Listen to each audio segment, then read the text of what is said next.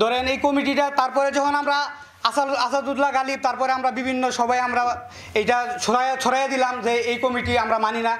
তারপরে হয়েছে কি আমরা এটা অবাঞ্ছিত ঘোষণা করছি, তাই এই কমিটিকে বর্জন করছি। যখন আমরা এটা দিলাম তারা আমাদের তাদের ঘুমই ভাঙে নাই। কিন্তু যখন দেখেছে যে আমরা প্রেস ব্রিফিং করেই ফেলবো, তখন দুপুরের সময়, দুপুর 1:30 কি 2টা নাগাদ তারা ডিক্লেয়ার দিয়েছে যে আমরা এই কমিটি বাতিল করেছি, আমরা পেজ থেকে সরিয়ে দিয়েছি। কিন্তু আমরা বেসরকারি বিশ্ববিদ্যালয়ে এটা টোটালি প্রত্যাখ্যান করেছি। আমরা প্রেস ব্রিফিং বাতিল করি নাই।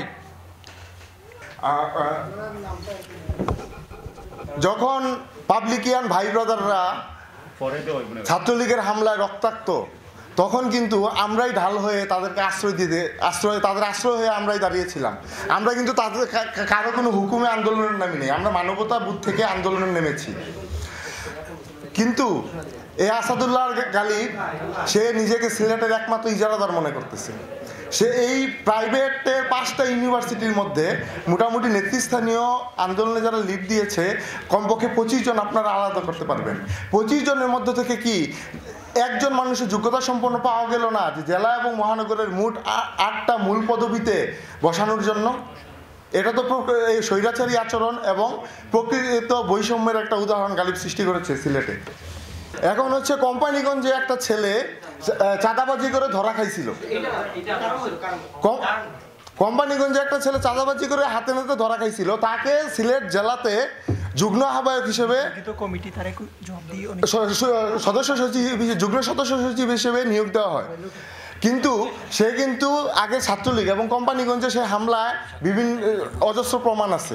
কিন্তু এইরকম একটা ছাত্রলীগকে জেলা কমিটিতে গালিব কিভাবে পুনর্বাসন করলো? আর দ্বিতীয় কথা হচ্ছে, আমরা পদ পদবীর জন্য না, কিন্তু দেখবেন, চিন্তা করে দেখেন, 71 সালে কিন্তু অনেক মুক্তিযোদ্ধা পরবর্তীতে আওয়ামী লীগের হয়ে ফেসিস্ট হয়ে গেছিল।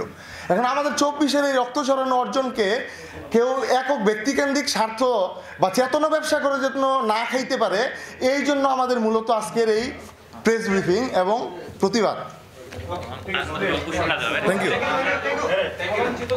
এবং আমরা সিলেটের সকল প্রাইভেটিয়ান 5টা university, Leading University, Metropolitan University, ITM Alkabir University, International University এবং নর্থ ইস্ট ইউনিভার্সিটি আসাদুল্লাহ গালিবকে সিলেটে অবাঞ্ছিত ঘোষণা করলাম এবং তার করা প্রত্যেকটা কমিটি আমরা প্রত্যাখ্যান করলাম।